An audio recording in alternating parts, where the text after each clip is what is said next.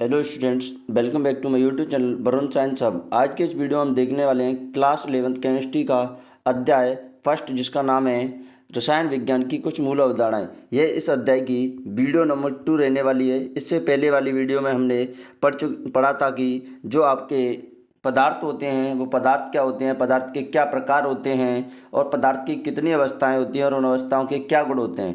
इससे पहले यदि आपने पहले वाला वीडियो नहीं देखा है तो पहले आप उस वीडियो को देखें, उसके बाद इस वीडियो को देखें। और यदि आप चैनल पर नए हैं तो चैनल को सब्सक्राइब करें, वीडियो को लाइक करें और ज़्यादा से ज़्यादा शेयर करें।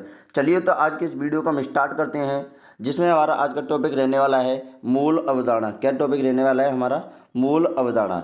अगर मूल अवधारणा की हम बात करते हैं तो मूल अवधारणा में यानी मूल पदार्थ की वह मात्रा है जिसमें उतने परमाणु होते हैं जितने की कार्बन 12 समस्थानिक के 0.012 kg यानी 12 ग्राम में उपस्थित होते हैं। मूल क्या है? अगर हम मूल की परिभाषा की बात करें तो मूल क्या है? मूल पदार्थ की वह मात्रा है। मूल क्या है? पदार्थ की मात्रा है जिसमें उतने परमाणु होते हैं जितने की कार्बन 12 समस्थानिक के 0.012 kg या 12 ग्राम में उपस्थित होते हैं। अगर इसकी हम दूसरी परिभाषा की बात करें आपकी मूल की, तो मूल की दूसरी परिभाषा होती है कि मूल किसी भी पदार्थ में परमाणु, अणु, आयन, इलेक्ट्रॉन, प्रोटॉन, न्यूट्रॉन के मापने की इकाई है। मूल क्या है? यानी किसी भी पदार्थ के अंदर परमाणु, अणु, आयन, इलेक्ट्रॉन, प्रोटॉन, न्यूट्रॉन के मापने की इकाई होती है। अगर इसके हम सूत्र की बात करते हैं तो हम सूत्र होता है हमारा मूल बराबर दिया गया पदार्थ का भार ग्राम में बटे मोलर द्रव्यमान, या इसे आप अणु भार भी बोल सकते हैं। क्या बोल सकते हैं? अणु भार भी बोल सकते हैं। ठीक है, ये होता है आपके मूल का सूत्र। दिया गया भार किसमें होना चाहिए? ग्राम में। मोलर द्रव्यमान यानी अणु भार। अगर हम देखें कि मोलर द्रव्यमान क्या होता है हमारा, अगर हम देखें कि मोलर द्रव्यमान क्या होता है, तो मोलर द्रव्यमान होता है आपका ग्राम परमाणु भार या ग्राम अणु भार को सम्मिलित रूप से क्या कहते हैं? मोलर द्रव्यमान कहते हैं। ग्राम परमाणु भार या ग्राम अणु भार को सम्मिलित रूप से क्या कहते हैं? मोलर द्रव्यमान। अब ये क्या होता है हमारा? ग्राम अणु भार। अगर हम ग्राम अणु भार की बात करें, यदि परमाणु भार को ग्राम में व्यक्त करते हैं तब उसे ग्राम परमाणु भार कहते हैं। यानी जो परमाणु का भार होता है, किसी भी परमाणु का भार होता है, अगर उसे हम ग्राम में व्यक्त करते हैं तब उसे कहते हैं ग्राम परमाणु भार। अरे हम बात करें दूसरी, क्या ग्राम अणु भार क्या होता है? अगर हम ग्राम अणु भार की बात करें तो जैसे कि हमने अभी देखा है ग्राम परमाणु भार, उसी प्रकार होता है आपका ग्राम अणु भार।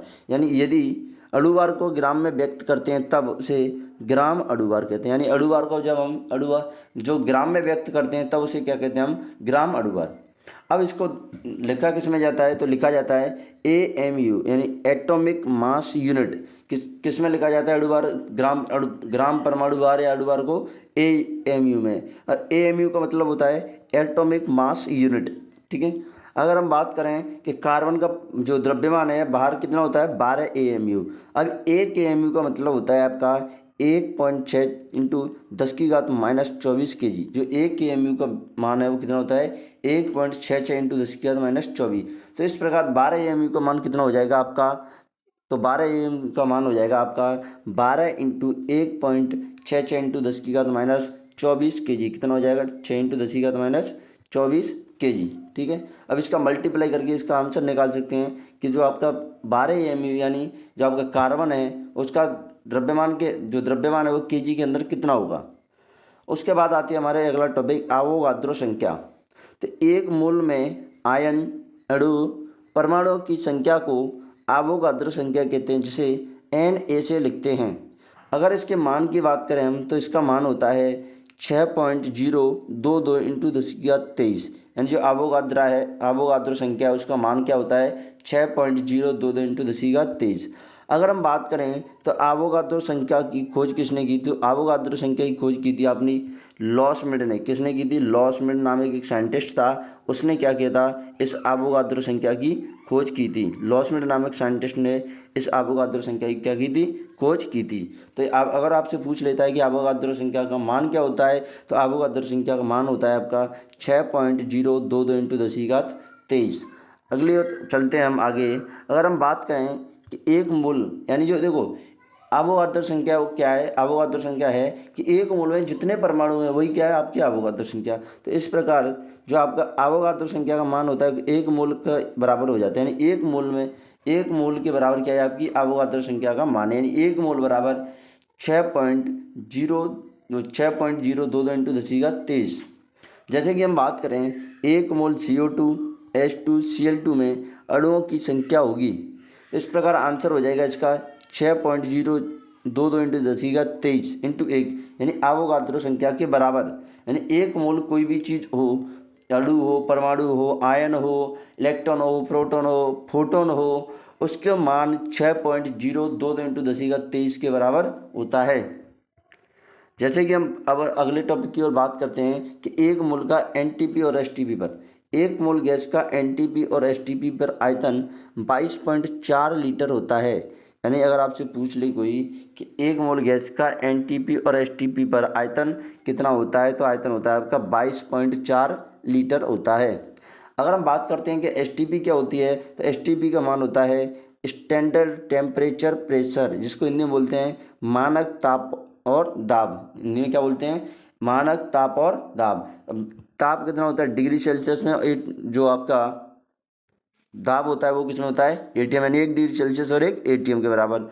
ऐसे ही हम बात करें NTP की, तो NTP का मतलब होता है नॉर्मल टेम्परेचर प्रेशर, यानी सामान्य ताप और दाब, वो किसमें होता है डिग्री सेल्सियस और 1 बार के बराबर होता है। यह होता है आपका NTP और STP। अगर NTP और STP पर पूछ ले कि गैस, किसी भी गैस का आयतन कितना होता है, तो 22.4 लीटर। आगे की ओर चलते हैं, जिसमें हम देखते हैं मोल के कितने सूत्र होने वाले हैं। तो मोल के आपको ये सूत्र देखने को मिल सकते हैं। एक तो होता है आपका मोल बराबर भार बट्टे मोलर आयतन, यहाँ पर मोलर द्रव्यमान आएगा, आयतन की जगह क्या आएगा मोलर द्रव्यमान। यानी एक तो सूत्र हो जाता है आपका भार बट्टे मोलर द्रव्यमान, दूसरा सूत्र हो जाता है आपका अणुओं की संख्या बट्टे अवोगाद्रो संख्या। दूसरा सूत्र क्या हो जाता है आपका कि कभी मान लो आपसे अवोगाद्रो संख्या दे दे और आपकी अणुओं की संख्या पूछ ले, और मोल दे दे और अणुओं की संख्या पूछ ले, तो आप निकाल सकते हैं मोल बराबर अणुओं की संख्या बट्टे अवोगाद्रो संख्या। या फिर आपका तीसरा फॉर्मूला हो सकता है कि गैस का आयतन बटे 22.4 लीटर। अगर देखो, अगर आयतन आपका गैस का लीटर में ऊपर वाला, तब तो आपको इसको 22.4 लीटर ही लिखना है। लेकिन अगर गैस का आयतन आपका किस में ml में है, तब इसको 22.4 लीटर को भी आपको चेंज करके ml में लिखना पड़ेगा। ठीक है, तो ये 3 सूत्र हैं आपके मोल ज्ञात करने के। आगे की ओर मूव करते हैं, हम देखते हैं कुछ तत्वों के भार, यानी परमाणु भार उनके और अणु भार। जैसे कि हम बात करें हाइड्रोजन का कितना होता है 1 ग्राम, कार्बन का कितना होता है 12 ग्राम, नाइट्रोजन का कितना होता है 14 ग्राम, ऑक्सीजन का कितना होता है 16 ग्राम, सोडियम का कितना होता है 23 ग्राम, मैग्नीशियम का कितना होता है 24 ग्राम, एल्यूमिनियम का कितना 27 ग्राम। और अगर हम बात करें फॉस्फोरस का कितना होता है 31 ग्राम, सल्फर का कितना होता है 32 ग्राम, क्लोरीन का कितना होता है 35.5 ग्राम, कैल्शियम का कितना होता है 40 ग्राम, आयरन का कितना होता है 56 ग्राम, कॉपर का कितना होता है आपका 63.5 ग्राम। ये आपके जो आपके तत्वों के परमाणु भार दिए गए, ये आपको याद होने चाहिए। इनके बिना आप क्वेश्चन को सॉल्व नहीं कर सकते हो। अगर हम कुछ अणुओं के परमाणु के भार की अणु भार की बात करें हम, तो पहला है आपका ग्लूकोज। कितना क्या है आपका ग्लूकोज, तो ग्लूकोज का फॉर्मूला होता है आपका C6H12O6। अब क्या करना है, देखो आप इसको डायरेक्ट याद रख सकते हो कि जो ग्लूकोज है वो इसका अणु भार कितना होता है 180 ग्राम। अब ये 180 ग्राम कितना कैसे होता है, तो देखो यहाँ पर कार्बन कितने 6, एक कार्बन का कितना होता है 12, तो 12 इंटू 6 प्लस, अब हाइड्रोजन कितने यहाँ पर 12, एक हाइड्रोजन का कितना है 1 ग्राम, तो 1 इंटू 12 प्लस, उसके बाद ऑक्सीजन कितनी यहाँ पर 6, एक ऑक्सीजन का कितना होता है, तो एक ऑक्सीजन का होता है आपका 16, 6 का कितना हो जाएगा 16 इंटू 6, 6 का कितना हो जाएगा 16 इंटू 6। तो इस प्रकार आप इसको सॉल्व करोगे तो अब आंसर आएगा आपका 180 ग्राम। इसी प्रकार अगर मैं बात करूँ यूरिया का कितना होता है, तो यूरिया का फॉर्मूला होता है NH2CO NH2, इसका होता है 60 ग्राम। अगर मैं बात करूँ शक्कर यानी चीनी या शर्करा का, तो शर्करा का फॉर्मूला होता है C12H22O11, इसका वजन होता है द्रव्यमान होता है 342 ग्राम। उसके बाद हम बात करें कैल्शियम कार्बोनेट, तो कैल्शियम कार्बोनेट का होता है 100 ग्राम, और H2 की बात करें तो H2 का होता है अपना 18 ग्राम। तो ये कुछ अणु भार और परमाणु भार हैं जो आपको याद होने चाहिए। आगे की ओर मूव करते हैं, अब हम देखते हैं कुछ एग्जाम्पल्स। जैसे कि हम बात करें एग्जाम्पल में कि 540 ग्राम जल में मोलों की संख्या ज्ञात कीजिए। अब देखो यहाँ पर ये जो जल है उसका आपको भार दिया हुआ है कितना, 540 ग्राम। तो इस यहाँ पर हम फॉर्मूला यूज करेंगे मोल बराबर भार बट्टे मोलर द्रव्यमान। क्या यूज करेंगे, भार बट्टे मोलर द्रव्यमान। तो अब भार कितना दिया हुआ है हमारा, 540 ग्राम। अगर मैं जो आपका जल है उसके मोलर द्रव्यमान की बात करूं तो कितना कितना होता है मोलर द्रव्यमान, 18। और अब 18 होता कैसे, देखो तो H2O होता है जल का फॉर्मूला। एक हाइड्रोजन का कितना, एक, तो दो हाइड्रोजन का कितना, 1 × 2 प्लस एक ऑक्सीजन की बात करें तो ऑक्सीजन, एक ऑक्सीजन का कितना, 16, ऑक्सीजन एक है तो 16 और 1 × 2 कितना, 2, 16 और 2 18 ग्राम यहाँ पर हो जाता है। अब जैसे ही आप इसको डिवाइड करोगे तो इसका आंसर आ जाएगा n बराबर 30 मोल, यानी 540 ग्राम जल के अंदर कितने मोल होंगे आपके, 30 मोल।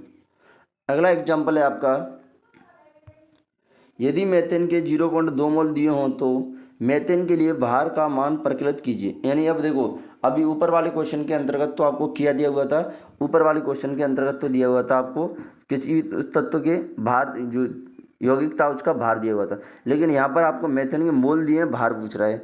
तब भी हम देखो, सबसे पहले तो हम क्या करें, मेथेन का फॉर्मूला क्या होता है, CH4। सबसे पहले तो हम इसका क्या निकालेंगे, अणुभार निकालेंगे। तो अगर इसके अणुभार निकालेंगे तो हमें पता है एक कानून का कितना होता है, 12 प्लस अगर हम बात करें हाइड्रोजन की तो एक हाइड्रोजन का एक होता है तो 4 का कितना हो जाएगा, 1 × 4 यानी 16, टोटल कितना हो जाएगा 16 ग्राम, यानी 12 और 4 16। तो इस प्रकार जो मेथेन है उसका अणुभार कितना है, मोलर द्रव्यमान कितना होता है, 16 ग्राम। तो हम फॉर्मूला क्या लगाएंगे, n बराबर भार बट्टे द्रव्यमान, यानी मोलर द्रव्यमान है द्रव्यमान, n का मतलब मोल। अब मोल कितने दिए हुए हमें, 0.2, और कितना अणुभार कितना है आपका, 16। तो भार निकालेंगे तो हम बज्जोड़ांक करेंगे तो ये हो जाएगा हमारा 16 × 0.2 यानी 3.2 ग्राम। कितना हो जाएगा, 3.2 ग्राम आ जाएगा आपका इस क्वेश्चन को सॉल्व करने के बाद आंसर। ठीक है, अगला क्वेश्चन देखते हैं। अगला क्वेश्चन क्या है, अगला क्वेश्चन है आपका, क्वेश्चन है 11.2 लीटर नाइट्रोजन गैस में STP पर मोलों की संख्या ज्ञात कीजिए। अब अगला क्वेश्चन क्या है कि 11.2 लीटर नाइट्रोजन गैस दी हुई है आपको, अब STP पर मोलों की संख्या ज्ञात करनी है। तो हमें पता है कि सूत्र क्या होता है, मोल बराबर गैस का आयतन बटे 22.4। अब मोल तो हमें निकालने हैं, गैस का आयतन कितना दिया हुआ है, तो हमें गैस का आयतन दिया है 11.2 लीटर। अब n बराबर 11.2 बटे 22.4 लिखेंगे हम। अब 11.2 लीटर, तो देखो यहाँ पर पॉइंट से पॉइंट कैंसिल हो जाएगा और ये कितना बचेगा, 1/2, और 1/2 का मतलब कितना, 0.5 मोल। तो इस प्रकार इस क्वेश्चन का आंसर क्या आ जाएगा, 0.5 मोल। अगला क्वेश्चन है आपका, अगला क्वेश्चन क्या है कि यदि किसी यौगिक में परमाणुओं की संख्या 3.011 × 10⁻20 है तो इस यौगिक में मोलों की संख्या ज्ञात कीजिए। अब देखो यहाँ पर हमारा कौन सा सूत्र यूज होगा, जिसमें आवोगाद्रो संख्या और अणुओं की या परमाणुओं की संख्या आती है, वो वाला सूत्र। तो मोल बराबर क्या होता है हमारा, परमाणुओं की संख्या बराबर आवोगाद्रो, परमाणुओं की संख्या बटे आवोगाद्रो संख्या। परमाणुओं की संख्या कितनी दी हुई है हमें, 3.011 × 10⁻20, और आवोगाद्रो संख्या का मान तो हमें पता ही है कितना होता है, 6.022 × 10⁻23। ठीक है, अब क्या हो जाएगा, ये जैसे ही आप इसको ऊपर लेके जाओगे तो घात किसकी हो जाएगी, माइनस की। अब जैसे ही आप इसको सॉल्व करोगे तब लास्ट में आपका आंसर आएगा कितना, आंसर आएगा आपका 5 × 10⁻⁻4। कितना आ जाएगा, 5 × 10⁻⁻4 आ जाएगा इसको सॉल्व करने पर आपका आंसर। यानी कितने मोल होंगे इसके अंदर, 5 × 10⁻⁻4 मोल। ठीक है, आगे की ओर मूव करते हैं। अब देखते हैं हम द्रव्यमान एवं भार। द्रव्यमान और भार क्या होता है, तो द्रव्यमान और भार की हम बात करें तो किसी भी पदार्थ, जैसे हम द्रव्यमान की बात करते हैं तो किसी भी पदार्थ का द्रव्यमान उसमें उपस्थित पदार्थ की मात्रा होती है जो कि स्थिर होती है। द्रव्यमान क्या होता है कि किसी भी पदार्थ के अंदर उसमें उपस्थित पदार्थ की मात्रा होती है जो क्या होता है, स्थिर होता है। लेकिन अगर इसके द्रव्यमान के SI मात्रक की बात करें तब इसका SI मात्रक होता है किलोग्राम। क्या होता है, किलोग्राम। ठीक है, आगे देखते हैं हम भार। भार क्या होता है, तो भार की अगर बात करते हैं हम तो भार होता है आपका किसी भी पदार्थ का भार उस पर लगने वाला गुरुत्व बल होता है जो कि एक स्थान से दूसरे स्थान पर जाने पर बदल जाता है। अब देखो कि भार क्या होता है, यानी किसी पदार्थ पर, किसी भी पदार्थ का भार उस पर लगने वाला गुरुत्व बल। अब गुरुत्व बल होता है जो कि एक स्थान से दूसरे स्थान पर जाने पर बदल जाता है। तो देखो जो गुरुत्व बल होता है, गुरुत्व बल का सूत्र होता है आपका F बराबर mg। ठीक है, अब गुरुत्व बल बदल क्यों रहा है, तो ये आपका g बदल रहा है, यानी स्थान की वजह से आपका जो गुरुत्व त्वरण है स्थान की वजह से ये बदल रहा है, और स्थिति के बदलने की वजह से आपका गुरुत्व बल जो गुरुत्व बल है वो बदलता है, इसी कारण आपका क्या बदल जाता है, गुरुत्व बल बदल जाता है। अगर हम बात करते हैं भार के एसआई मात्रक की, तो भार का एसआई मात्रक होता है आपका न्यूटन। क्या होता है, न्यूटन होता है, ठीक है। अगली बात करते हैं हम आयतन की। किसकी बात करते हैं, आयतन की। तो अगर हम आयतन की बात करते हैं तो आयतन क्या होता है आपका, किसी पदार्थ द्वारा घेरा गया स्थान उस पदार्थ का आयतन कहलाता है। यानी कोई भी पदार्थ कितना स्थान घेर रहा है उसे क्या कहते हैं, उसका आयतन। आयतन को सामान्यतः किसमें लिखा जाता है, लीटर में। जैसे हम बात करें 1 लीटर बराबर कितना होता है, 1000 ml। कितना होता है, 1000 ml। 1 लीटर बराबर कितना होता है, 1000 ml। तो आयतन का एसआई मात्रक मीटर क्यूब होता है। क्या होता है, आयतन का एसआई मात्रक क्या होता है, मीटर क्यूब। मापा किसमें जाता है, सामान्यतः लीटर में। अगली हम बात करते हैं घनत्व की। घनत्व क्या होता है, तो घनत्व की हम बात करें तो घनत्व होता है आपका किसी भी पदार्थ की इकाई आयतन का द्रव्यमान उस पदार्थ का घनत्व कहलाता है, जिसे डी से प्रदर्शित करते हैं। यानी कोई भी पदार्थ है उसके इकाई आयतन का द्रव्यमान ही क्या कहलाता है, घनत्व। जैसे कि हम बात करें घनत्व का सूत्र होता है घनत्व बराबर द्रव्यमान बट्टे आयतन। अब यहाँ पर क्या बोला गया, तो इकाई आयतन मतलब आयतन का मान कितना कर दो, 1। तो जैसे ही आप आयतन का मान 1 करोगे तब क्या हो जाएगा, ये आपका घनत्व बराबर द्रव्यमान। क्या हो जाएगा, घनत्व बराबर द्रव्यमान। इसलिए इसके क्या बोल देते हैं कि इकाई आयतन का द्रव्यमान उस पदार्थ का क्या कहलाता है, घनत्व कहलाता है। अगर हम बात करें घनत्व का मात्रक क्या होगा, तो घनत्व का मात्रक निकालने के लिए हम क्या करें, तो घनत्व का मात्रक बराबर द्रव्यमान का मात्रक बटे आयतन का मात्रक। और द्रव्यमान के मात्रक की बात करें तो क्या होता है, केजी। आयतन का मात्रक क्या होता है, मीटर क्यूब। क्या होता है, मीटर क्यूब। तो इस प्रकार इसका मात्रक क्या हो जाएगा, केजी इंटू मीटर क्यूब का माइनस मीटर क्यूब इनवर्स हो जाएगा ना, या फिर आप इसको बोलते हैं केजी बट्टे मीटर क्यूब। ये होता है आपका घनत्व का मात्रक। अगले हम बात करते हैं तापमान की। तो तापमान को 3 पैमानों पर प्रदर्शित किया जाता है। तापमान को कितने पैमानों पर नापा जाता है, 3 पैमानों पर। पहला पैमाना कौन सा है, डिग्री सेल्सियस। दूसरा कौन सा है, डिग्री फ़ारेनहाइट। तीसरा कौन सा है, केल्विन। यह तापमान का ऐसा ही मात्रक होता है। केल्विन क्या होता है, तापमान का ऐसा ही मात्रक। जैसे कि हम बात करते हैं कि जो आपका डिग्री सेल्सियस वाला पैमाना है वो 0 डिग्री से 100 डिग्री सेल्सियस तक मापता है, जबकि जो फ़ारेनहाइट पैमाना है वो आपका 32 फ़ारेनहाइट से 212 फ़ारेनहाइट तक नापता है। मतलब जो डिग्री सेल्सियस वाला पैमाना, सेल्सियस पैमाना है, वो आपका 0 डिग्री सेल्सियस से 100 डिग्री सेल्सियस तक मापता है, जबकि जो आपका फ़ारेनहाइट वाला पैमाना है वो कितने फ़ारेनहाइट तक नापता है, 32 फ़ारेनहाइट से 212 फ़ारेनहाइट तक। अगर हम बात करते हैं कि मानव शरीर का सामान्य तापमान कितना होता है, 37 डिग्री सेल्सियस। कितना होता है, 37 डिग्री सेल्सियस।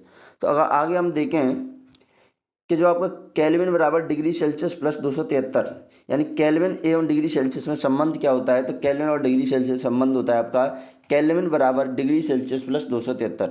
इसी प्रकार हम बात करें कि जो आपका फ़ारेनहाइट और डिग्री सेल्सियस में क्या संबंध होता है, तो फ़ारेनहाइट और डिग्री सेल्सियस में संबंध होता है फ़ारेनहाइट बराबर 9/5 इंटू डिग्री सेल्सियस प्लस 32। ये संबंध होता है आपका फ़ारेनहाइट और डिग्री सेल्सियस के अंदर, ठीक है। अगले हम जैसे बात करें कि हमें पता है कि जल का क्वथनांक कितना होता है, 100 डिग्री सेल्सियस। कितना होता है, 100 डिग्री सेल्सियस। लेकिन इसी क्वथनांक को हम व्यक्त करें किसमें, केल्विन के अंदर, तो हमें क्या करना पड़ेगा कि डिग्री सेल्सियस का जो मान दिया है उसे कहाँ लिखना पड़ेगा, डिग्री सेल्सियस के स्थान पर। तो केल्विन बराबर डिग्री सेल्सियस प्लस 273। तो इस प्रकार आपका जो केल्विन में आंसर है जल का क्वथनांक वो कितना होता है, 373 केल्विन। अगर हम बात करें मानव शरीर के तापमान को फ़ारेनहाइट में बदलने की, यानी मानव शरीर का टेम्परेचर वो फ़ारेनहाइट में कितना होता है, तब हम क्या करेंगे, हमें पता है कि मानव शरीर का टेम्परेचर है वो आपका डिग्री सेल्सियस के अंदर कितना होता है, 37 डिग्री सेल्सियस। तो जैसे ही हम इसको सॉल्व करेंगे यानी 5 से इसको डिवाइड करेंगे तब इसका आएगा 9 इंटू, ये तो 9 रहेगा, 37 को डिवाइड करेंगे तब आएगा 7.4 प्लस 32। अब 9 इंटू 7.4 करेंगे तब आएगा हमारा 66.6 प्लस 32। और टोटल अगर हम आंसर निकालेंगे जो मानव शरीर का टेम्परेचर फ़ारेनहाइट के अंदर कितना आएगा, 98.6 फ़ारेनहाइट। कितना आएगा, 98.6 फ़ारेनहाइट। तो ये होता है आपका तापमान यानी केल्विन और आपका डिग्री सेल्सियस और फ़ारेनहाइट में संबंध, ठीक है। अगले बात करते हैं हम वाष्प घनत्व एवं अणुभार में संबंध। अब यहाँ से पढ़ेंगे अगली वीडियो में हम। आज के लिए इतना ही काफ़ी है। इससे पहले यदि आप चैनल पर नए हैं तो चैनल को सब्सक्राइब करें और वीडियो को लाइक करें और ज़्यादा से ज़्यादा शेयर करें। Thank you.